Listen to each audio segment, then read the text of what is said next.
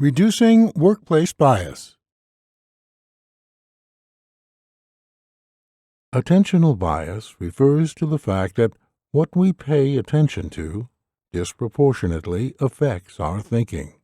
This can be as simple as the impact of watching the same TV news channel or the influence of those we hang out with.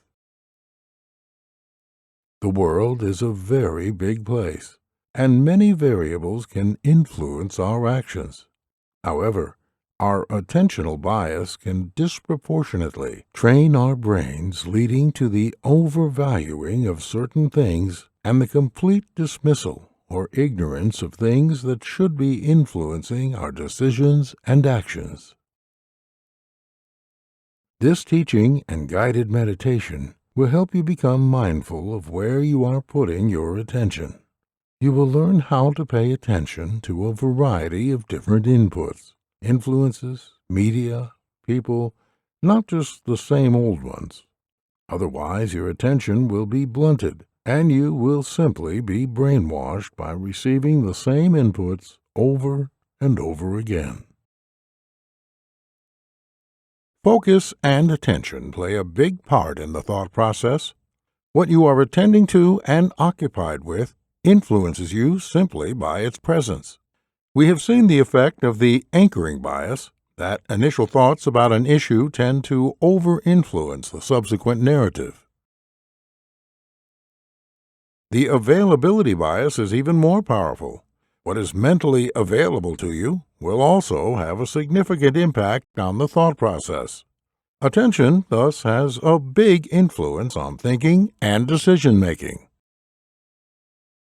The attentional bias is the tendency to be overly influenced by recurring thoughts.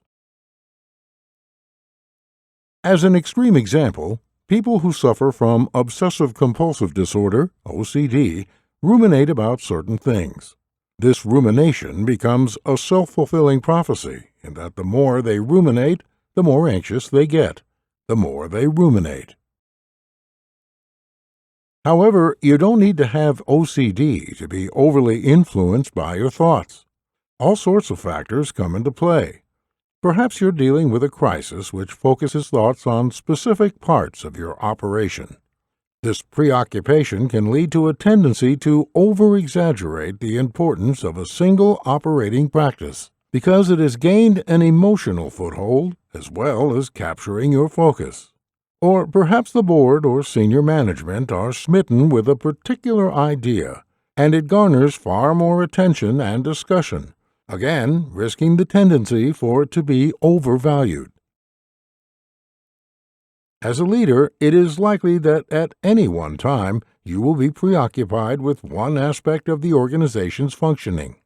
Be sure not to let that attention distract from other important issues that aren't in your focus right now. Attention can also be hijacked by forces outside the work situation. A major news story, a family crisis, almost anything can understandably occupy your thoughts.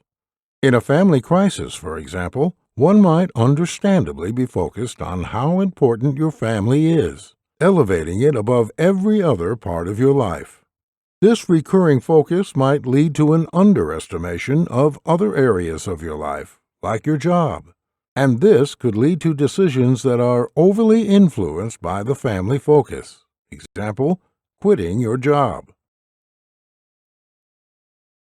Now, the issue here isn't what are the important areas of your life, and clearly, family should be a very high priority. The issue is one of scale. How do you weigh the different parts of your life and balance them appropriately? This is where cognitive biases play a role by potentially altering the weighing of different factors relative to each other. The attentional bias has implications for the important question of what you attend to.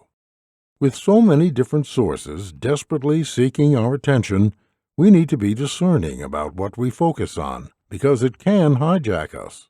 Moreover, when we focus on something that is not relevant, we are not paying attention to the things that are. Those important issues stay stuck in the dark background, hoping for the light, while less relevant preoccupations continue to exert a potentially distorting effect. Meditation.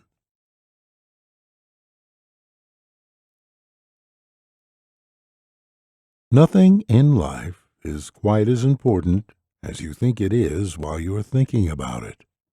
Daniel Kahneman.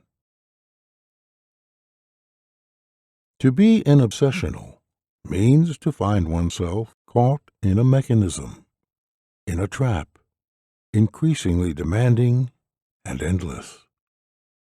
Jacques Lacan.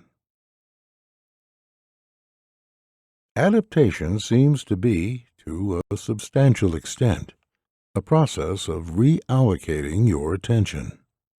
Daniel Kahneman. The control of your attention is critical because whatever your focus, it has the potential to significantly influence your mindset and your brain. Meditation and mindfulness practices are a great way to learn to manage your attention and how to effectively direct your focus. It is important to be mindful of your attention. Where are you putting it? Why are you putting it there? What influence is it having on you? Where else could your attention be going that would be more effective? Attention is the gateway to the mind. When you open the gates, anything that comes through can exert a big influence over you. It can dominate the mental landscape and color your thoughts and reactions. So make sure that you are careful about who you open those gates for. We don't need Trojan horses occupying valuable space in our minds. Nothing in life is quite as important as you think it is while you're thinking about it. Attention shines the spotlight on any issue, making it seem brighter and more important than it is. While you're focusing on something, you can't focus on anything else. It has your complete attention until you switch your focus to something else. There's no such thing as multitasking. It's simply task switching. Nothing in life is quite as important as you think it is while you're thinking about it. If you keep focusing on the same things, you are ruminating. Rumination can turn into worry, and worry into obsession. To be obsessional means to find oneself caught in a mechanism, in a trap, increasingly demanding and endless. Don't get caught in a trap of your own making. Don't distort your thinking. Don't train your brain to be anxious. Great leaders are aware that attention is a spotlight and a gateway into the mind. Understand its power. Use it wisely. Adaptation seems to be a process of reallocating your attention. Your mind goes where your attention takes it. Great leaders make sure they take their minds where they need to go. They need to go to the process of adaptation.